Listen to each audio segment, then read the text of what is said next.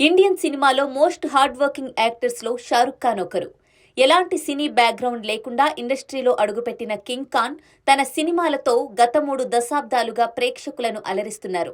60 ఏళ్ల వయస్సులోనూ రెట్టింపు ఉత్సాహంతో పనిచేస్తున్నారు. సినీ ప్రియులను ఆకట్టుకోవడానికి యంగ్ హీరోలకు పోటీగా రిస్కీ స్టంట్స్ చేస్తున్నారు. అయితే ఇప్పుడు బాలీవుడ్ బాద్షా తన అప్కమింగ్ సినిమా కోసం ఓ ఇంటెన్స్ యాక్షన్ సీన్ షూటింగ్ చేస్తుండగా ప్రమాదం జరిగి గాయాల పాలైనట్లు వార్తలు వస్తున్నాయి.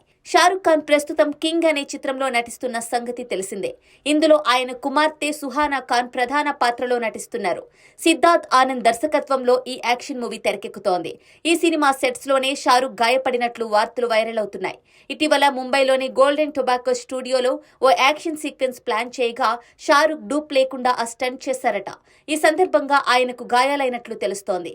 కింగ్ షూటింగ్ లో ప్రమాదం జరగడంతో అత్యవసర చికిత్స కోసం షారుఖ్ తన టీంతో కలిసి అమెరికా వెళ్లినట్లు ఆంగ్ల మీడియాలో వార్తలు వస్తున్నాయి. అయితే అది తీవ్రమైన గాయం కాదని, కండరాల గాయమని చిత్రవర్గాలు తెలిపాయి. వైద్యులు 1 నెల రోజుల పాటు రెస్ట్ తీసుకోవాలని సూచించినట్లుగా తెలుస్తోంది. దీంతో కింగ్ షూటింగ్ ను సెప్టెంబర్కు వాయిదా వేసినట్లు వార్తలు చక్కర్లు కొడుతున్నాయి. ఇక దీనికి సంబంధించి పూర్తి వివరాలు ఇంకా తెలియాల్సి ఉంది.